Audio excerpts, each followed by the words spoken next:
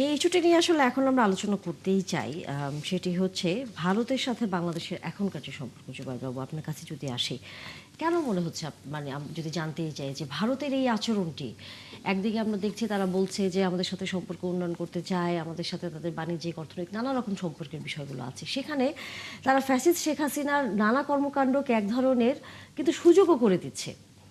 এই আচরণটা আপনি আসলে কিভাবে ব্যাখ্যা করবেন? না, আপনি তো মানে এখনকার কথা বললেন। আপনি যদি একদম ভেরি বিগিনিং আপনি আসেন, আপনি জানেন যে 1965-এ যখন ভারত পাকিস্তান যুদ্ধ হলো, তারপরেই কিন্তু রয়ের সৃষ্টি, এবং রয়ের সৃষ্টির প্রথম অপারেশন ছিল পাকিস্তানকে দুটি ভাগ করা।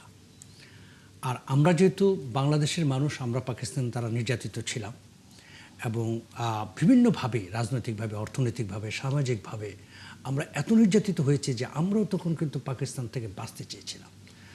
এই সুযোগটা কিন্তু ভারত নিয়েছে 1971 সালে। তা আপনি দেখবেন যে এই যে 1965-এর পর থেকে একদম এখন পর্যন্ত ভারত কিন্তু সবসময় তার অবস্থান এরকম ছিল, এটা নতুন কিছু না। এবং ভারত সবসময় চাচ্ছিল যে বাংলাদেশ এমন একটি রাষ্ট্র হবে। ইভেন আপনি যদি 1971-এর দিকে আপনি থাকান, যে যুদ্ধের শেষের পরে যখন যেটা আমাদের যেটা যে সরকারটি ছিল, তো যুদ্ধকালীন যে সরকারটি ছিল, সেই সরকার প্রধানরা যখন বাংলাদেশে আসে প্লেনে উঠে, সেই প্লেনে কিন্তু ভারতের অনেক আপনার কি বলে আমলারা উঠে যাচ্ছে। কেন? তারা বাংলাদেশে এসে মানে বাংলাদেশকে তারা প্রশাসনিক তারা দিবে। তো এই ধরনের ঘটনা তো আমরা দেখেছি। এবং পাশাপাশি আমরা ভারতের প্রতিটা জায়গায় কিন্তু বাংলাদেশকে একটা দাবিয়ে রাখার একটা কৌশল সবসময় ছিল, আজকে নতুন না। এখন বাংলাদেশের রাজনীতিবিদদের নির্ধারণ করতে হবে যে ভারতের সাথে আমি আসলে কিভাবে আমার সম্পর্কটা আমি তৈরি করব। ঠিক আছে, এখন যেটা হচ্ছে যে ভারত আমাদের প্রতিবেশী, ঠিক আছে, আমরা তো প্রতিবেশী চেঞ্জ করতে পারবো না। ভারতও কিন্তু একইভাবে, ভারত কিন্তু তার প্রতিবেশী চেঞ্জ করতে পারবে না, আমাদেরকে চেঞ্জ করতে পারবে না। এই জায়গাটাতে যদি আমরা অবস্থান নেই যে আমরা যেমন প্রতিবেশী চেঞ্জ করতে পারবো না, তোমরাও কিন্তু প্রতিবেশী চেঞ্জ করতে পারবো না, সুতরাং সেই হিসাবে তোমার অবস্থানটা তুমি ঠিক রাখো। এবং যে কারণে বিএনপির একটা যে পররাষ্ট্র নীতি, যেটাকে আমি বলি যে সবার আগে বাংলাদেশ, সব কিছুতেই সবার আগে বাংলাদেশ, এবং পররাষ্ট্রের ক্ষেত্রে এই নীতিটা আমি মনে করি আক্ষরিক অর্থে খুবই ভালো একটা নীতি।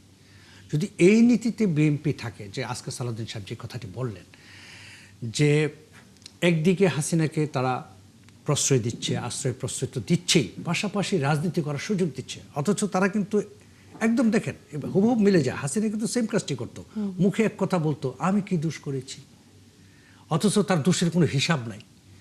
তো ভারতের কিন্তু সেম সমস্যা। ভারত কিন্তু প্রতিনিয়ত বলছে যে হাসিনাকে ওখান থেকে এটা করতে দিবে না, ওটা করতে দিবে না, তৃতীয় দেশ করছে হাসিনাকে পাঠিয়ে দেওয়ার জন্য, এক্সেট্রা এক্সেট্রা। কিন্তু আবার দেখছি হাসিনাকে সেখান থেকে রাজনৈতিক বয়ান ছড়ানোর চেষ্টা করানো হচ্ছে। এবং শুধু সেটা না, এই যে এর আগে যেটি একটি ইন্টারভিউ হলো, আপনার মনে আছে কিনা, এবং যিনি নিয়েছেন ইন্টারভিউটা, এই ইন্টারভিউটা কিন্তু আমরা শুধুমাত্র একটা টেক্সট রিটেন পেয়েছি, আমরা কিন্তু তার কোনো আসলে ইন্টারভিউ দিয়েছেন কিনা, আদৌ নিয়েছেন কিনা সেটা কিন্তু আমরা জানি না। কিন্তু এটা নিয়ে কিন্তু একটা ব্যাপক নেগেটিভ তৈরি হয়ে গেল সারা বাংলাদেশে। তো এই যে জিনিসগুলো করছে তারা, এটা তো ভারতের প্রশ্রয়ে, মদদে, সব কিছুতেই করছে। তো এই জায়গাটাতে আমি একটা কথা বলি যে ভারত কিন্তু সবসময় কারো না কারো ঘাড়ে এসে বসে। তো এখন যেহেতু আওয়ামী লীগ নিয়ে আল্লাহ জানে কার ঘাড়ে বসে আছে ভারত এখন। তো এই জায়গাটা থেকে আমি মনে করি যে বাংলাদেশকে এটা অনেক, আমি যেহেতু যারা ডিপ্লোম্যাট তারা হয়তো আরও ভালো বলতে পারবেন, বাট আমি যেটা মনে করি ভারতকে হ্যান্ডেল করাটা আমাদের জন্য সত্যিকার অর্থেই একটা কঠিন চ্যালেঞ্জ। সেই জায়গায় প্রশ্ন আমি রাখতে চাই মুজিবুর রহমান মঞ্জুর কাছে, সেটি হচ্ছে যে এর আগে আমাদের সাথে আরেকজন অতিথি বলছিলেন যে এই যে শেখ হাসিনা 5 অগস্ট উনি এ ধরনের একটি কনফারেন্স করবেন, তিনি এর আগে একটি আমরা দেখেছি পেইড সংস্থাকে ইন্টারভিউ দিয়েছেন, রয়টার্সকে। কিন্তু এটি তো যেহেতু আগে থেকেই জানা গেছে, বাংলাদেশের পক্ষ থেকে ভারতকে তারও আগে থেকে বিষয়টি বন্ধ করবার উদ্যোগের বিষয়ে কি কূটনৈতিক ব্যবস্থা নেবার জন্য বলবার সুযোগ তো ছিল। আপনার কাছে কি মনে হয় যে সেখানে কেন আসলে এটি হয়ে যাওয়ার পর আমরা হচ্ছে এই প্রক্রিয়াটির মধ্যে নিজেদেরকে যুক্ত করছি, কেন আমরা এখন হচ্ছে প্রতিক্রিয়া দিচ্ছি? না, বাংলাদেশের পক্ষ থেকে কিন্তু বলা হয়েছিল, আগেই জানানো হয়েছিল। বাংলাদেশের পররাষ্ট্র মন্ত্রণালয় থেকে যে চিঠিটা দেওয়া হয়েছে, পররাষ্ট্র উপদেষ্টা ডাক্তার বাবু- জাহিদ এবং পররাষ্ট্র প্রতিমন্ত্রী তিনজনই হাই কমিশনে গিয়ে করছে। সরি, হ্যাঁ, এটা এটা আগেই জানিয়েছে। এটা বাবু ভাই আর বাবুল ভাই ঠিকই বলেছেন। আমাদের পক্ষ থেকে সেটা তাদেরকে সতর্ক করা হয়েছিল, অনুরোধ করা হয়েছিল যে ভারতের মাটি ব্যবহার করে শেখ হাসিনা যাতে সেখানে কোনো রাজনৈতিক অপরাজনৈতিক তৎপরতা চালাতে কিন্তু যাতে আপনারা না তো পারে। বলছেন, যেমন নাহিদ ইসলাম আজকে বলছেন যে সরকারের অনেকটা আপোষের মনোভাবের কারণেই হচ্ছে এই ঘটনাগুলো করতে পারছে শেখ হাসিনা। সেখানে সরকারের অবস্থানটা খুব একটা কঠোর নেওয়ার যে বিষয়টি, সেটা আসলে বাংলাদেশ সেভাবে বার্তা দিচ্ছে না। নাহিদ ইসলাম যেটা বলেছে, নাহিদ ইসলাম বলেছে যে বাংলাদেশে ভারতের যে রাষ্ট্রদূত আছে তাকে ডেকে আর একটু কঠোরভাবে প্রতিবাদ করা দরকার ছিল। উনি এটাই যোগ করেছেন। আপনি দেখেছেন যে আমাদের পররাষ্ট্র মন্ত্রণালয় খুবই স্পষ্ট একটা বার্তা ভারতকে দিয়েছে। এখানে সমস্যা যেটা, সেটা হচ্ছে ভারত যতক্ষণ পর্যন্ত তার পররাষ্ট্র নীতিতে পরিবর্তন না আনছে, ততক্ষণ পর্যন্ত আসলে বাংলাদেশের পক্ষ থেকে এখানে আমরা যতই চেষ্টা করি, যেটা জুবাইর বাবু বলেছেন যে আমাদেরকে এটা হ্যান্ডেল করতে হবে, আমরা হ্যান্ডেল করতে গেলে ভারতকে তার নীতি বদলাতে হবে। ভারত যেটা করছে, যেটা একেবারেই কূটনৈতিক সম্পর্কের ক্ষেত্রে আমি মনে করি একদমই একটা অনৈতিক, সেটা হচ্ছে স্টেট টু স্টেট সম্পর্ক বজায় না রেখে বাংলাদেশের একটা গোষ্ঠী বা একটা দল বা একজন বিশেষ একটা পরিবারের সাথে, মানে শেখ হাসিনা পরিবারের সাথে ভারতের সম্পর্কটা রক্ষা করছে। এটা একেবারেই মানে একটা রাষ্ট্র টু রাষ্ট্রের যে মানে মিনিমাম সম্পর্কের সৌজন্যতা, সেটার কিন্তু খেলাফ। ভারত যে কাজটা করছে সেটা হচ্ছে, এটা সারা পৃথিবীর কাছে স্পষ্ট হয়ে গেছে যে সে বাংলাদেশকে বিবেচনা করে না, সে শেখ হাসিনাকে আলাদা করে বিবেচনা করে। যার কারণে আপনি দেখবেন যে ভারত নিজে কিন্তু এখন একটা সমস্যার মধ্যে পড়েছে। এটা বিবিসি একটা রিপোর্ট করেছে এই গতকালকে, আমি সেটা শুনলাম। বিবিসি কিন্তু একটা রিপোর্টে ডিটেইল করেছে যে শেখ হাসিনাও এখন ভারতের কথা শুনছেন না। অর্থাৎ বিবিসি রিপোর্টটাতে আমি যেটা শুনলাম যে তারা শেখ হাসিনাকে অনুরোধ করেছে যে সে নেতৃত্ব থেকে যদি সে সরে দাঁড়ায়, তাহলে আওয়ামী লীগকে একটা রিফর্ম করা, রিঅ্যারেঞ্জ করা যায় কিনা, সেটাতে উনি সাড়া দেন নাই। কিন্তু এবং বাংলাদেশ সেখান ভারতের থেকে কাছে বসে শেখ উনি হাসিনাকে ফেরত চেয়েছে। যদি ভারত বাংলাদেশ এই জায়গায় যদি চিন্তা আমরা করি যে ভারতের সরকার শেখ হাসিনাকে সেখানে নিয়ন্ত্রণ করতে পারছে না, তাহলে সে তো দাগী আসামি, সে তো মৃত্যুদণ্ডপ্রাপ্ত আসামি, তাকে ফেরত দিয়ে দিক বাংলাদেশের কাছে। সমস্যাটা তো সেখানেই। ভারত যে সমস্যাটা পড়েছে আমি আপনাকে বলি, সেটা হলো যে এই যে শেখ হাসিনার অপশাসন দুঃশাসনকে সাপোর্ট করার কারণে সারা বাংলাদেশের মানুষের মধ্যে কিন্তু একটা ভারত বিরোধী মনোভাব তৈরি হয়েছে। আপনি দেখেছেন যে ভারতের এই নীতিটাকে কেউ পছন্দ করছে না। তো ফলে এখন ভারত পড়েছে দুটো সমস্যায়।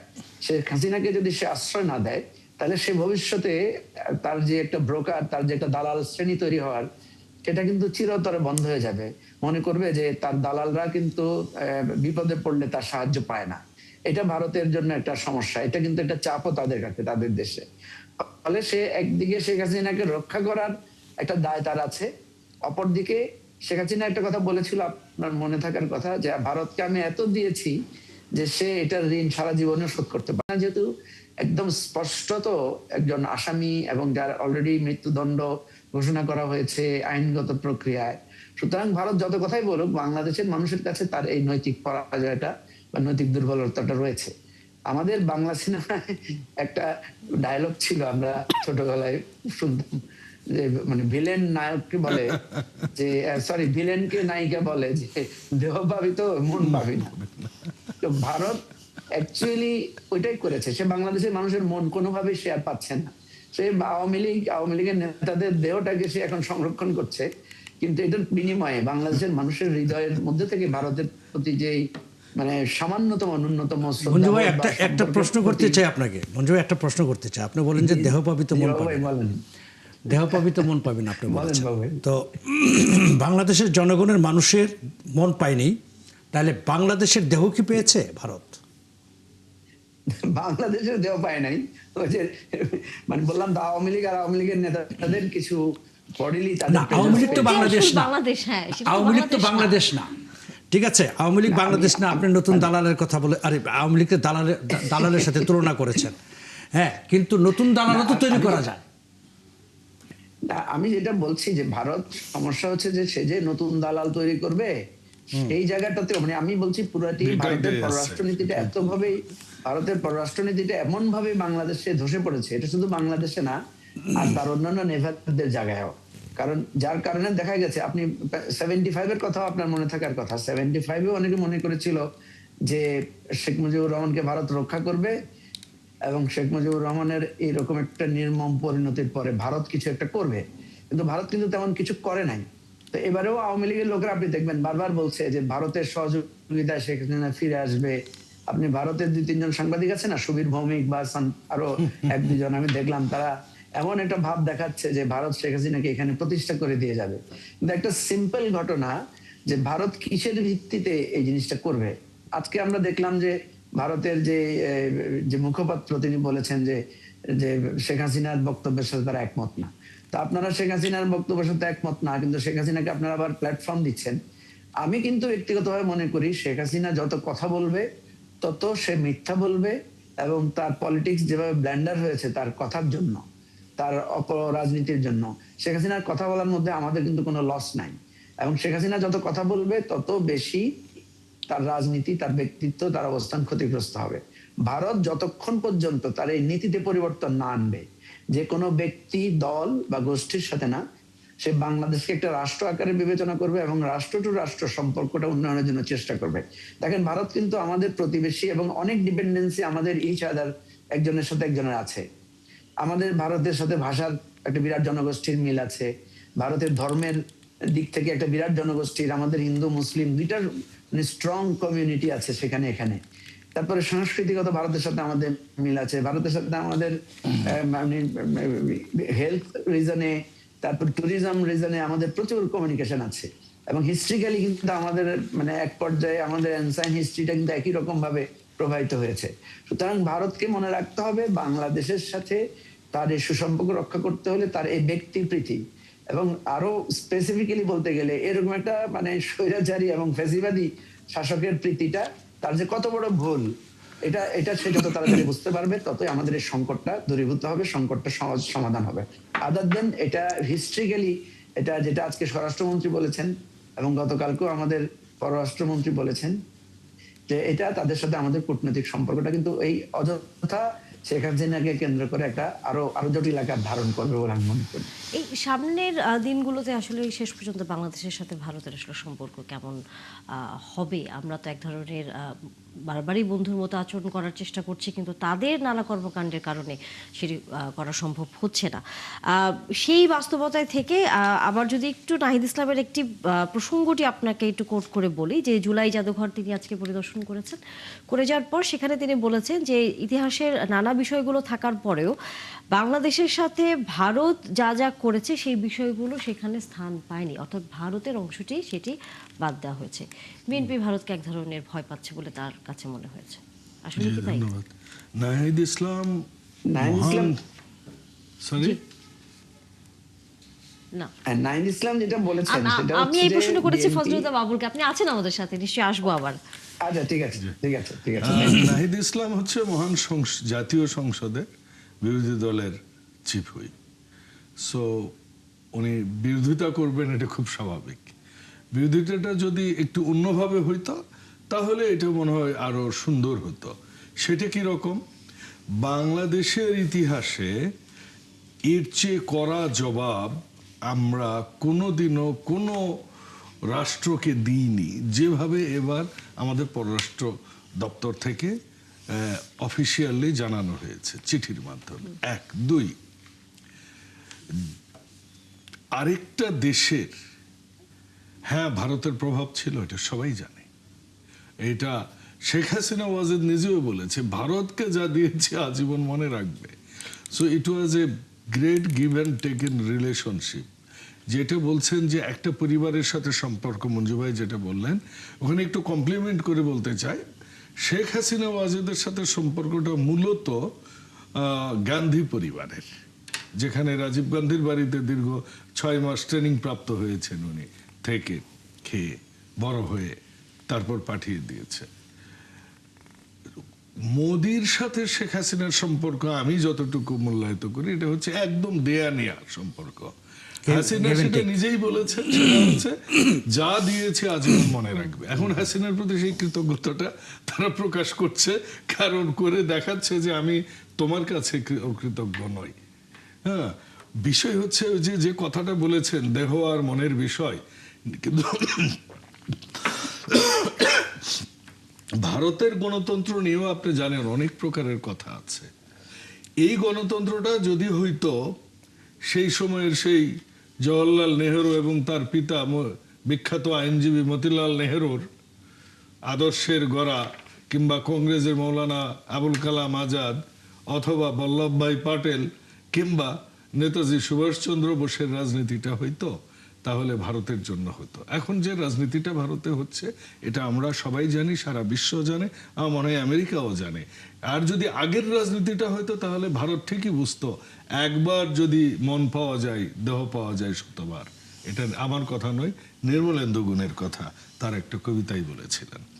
তো আপনি যে বিষয়টা বলেছেন যে নাহিদ সাহেবের কথা, একটা স্বাধীন সার্বভৌম দেশে এখন ওই যে আমাদের একটা রাষ্ট্র পাশের একটা প্রদেশে শুভেন্দু অধিকারী সারাদিন ভারত নিয়ে উল্টাপাল্টা কথা বলে, ওটারও কি জবাব পররাষ্ট্র মন্ত্রণালয় থেকে দিতে হবে নাকি? এখন এটার তো কোনো অফিসিয়াল ভিত্তি নেই যে ভারত শেখ হাসিনা, এটা আমরা সবাই জানি, এটা প্রতিষ্ঠিত, কিন্তু এটা কি করে নাকি কেউ?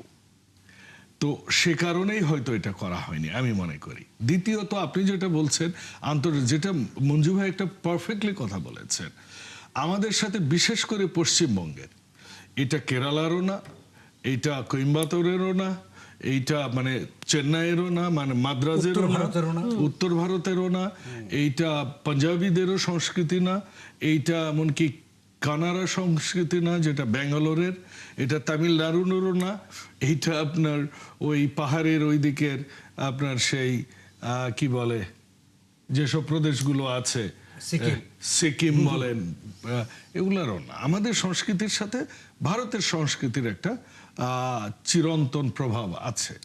আমাদের পোশাক আশাকে, আমাদের খাওয়া দাওয়ায়, আমাদের চলাফেরায়, আমাদের সামাজিক, এইটুকুর মধ্যেই আমরা সীমাবদ্ধ। বাংলাদেশের যেটা আমরা ভুল করি মাঝে মধ্যে সেটা হচ্ছে যে আমরা প্রতিবেশী। আসলে আপনি পাঞ্জাবের কিন্তু কালচারটা একটু অন্য ধরনের। আপনি লুধিয়ানায় গেলে এক ধরনের মানুষ দেখবেন, তাদের হাইট এক ধরনের দেখবেন, তাদের আচার আচরণ এক ধরনের, কাশ্মীরে গেলে আরেক ধরনের দেখবেন। আমি কাশ্মীরের কথাই বলতে চাচ্ছিলাম তখন। তো কাজেই আমাদের সাথে শুধুমাত্র মজার বিষয় হচ্ছে, আমি একটা খুব অপলক দৃষ্টিতে একটা জিনিস দেখি বাংলাদেশে, সেটা হচ্ছে আমরা সব সময় এই কথাটা বলি আমরা তো প্রতিবেশী, আসলে আমাদের চারিদিকে ভারত, আমাদের প্রায় একটু এখানে হালকা হালকা ওইটাকে তো এইখানে সিম্বলিকলি বোঝানো হয় আর কি। জি জি জি। তো এইখানে আমাদের যে সংস্কৃতিটা, এটা আমরা কোনোদিনও ভারতে বিক্রি করতে পারিনি। আমাদের যে কালচার, আমাদের যে সংস্কৃতি, আমাদেরও যে কিছু আছে, আমাদেরও সাহিত্যিক আছে। দেখুন এখানে আমরা যারা আছি প্রায় সবাই গর্ভধারিণী পড়েছি, সুনীলের প্রায় সব বই পড়েছি, তাই না? সমরেশের সব বই পড়েছি, বুদ্ধদেবের সব পড়েছি। আপনি যতগুলো নাম বলছেন, বাংলাদেশে ততগুলো রাইটারের নাম একটা কলকাতার লোক বলতে পারবে না। This is my point. আমাদের কবিদের নাম তারা পড়ে না। তারা আল মাহমুদের একটা কবিতাও কোনোদিনও কলকাতার কোনো অনুষ্ঠানে আবৃত্তি হয়েছে আমি দেখিনি। This is the difference. যে আমাদের রাজনীতিবিদদের সবার এক হতে হবে। ভারতে যে 1.25 বিলিয়ন মানুষ আছে, সেখানে আমাদেরকে বিক্রি করতে হবে, আমাদের পণ্য বিক্রি করতে হবে, আমাদের বাণিজ্যের ভারসাম্য ঠিক করতে হবে, আমাদের পানি আদায় করতে হবে, আমাদের লালন বিক্রি করতে হবে, আমাদের সংস্কৃতি, সভ্যতা, কালচার, আমাদের খাবার বিক্রি করতে হবে। বাঙালিরা যে সর্ষে ইলিশ খায়, এটা কলকাতা পর্যন্তই আছে। আমাদের সর্ষে ইলিশটা কেরালায় খাওয়ানো হয় না, ওখানে একটা বাংলাদেশি রেস্টুরেন্ট নাই। মজার বিষয় হচ্ছে লন্ডনেও আপনি বাংলাদেশি রেস্টুরেন্ট দিছে, আপনি যেয়ে দেখবেন আমাদের যে খাবারগুলো, যে চচ্চড়ি বলি আমরা, একটা খাবার আছে, আপনি নারী আরো ভালো জানে, হ্যাঁ? আমরা কি কোনোদিনও এগুলো বিদেশিদের খাওয়াইতে পেরেছি? পারিনি। আমরা বিদেশিদের গুলো খাচ্ছি। আপনি গুলশানে যান, কোন রেস্টুরেন্টে দেখবেন মেক্সিকান চলে আসছে, কি মেক্সিকান পিজা।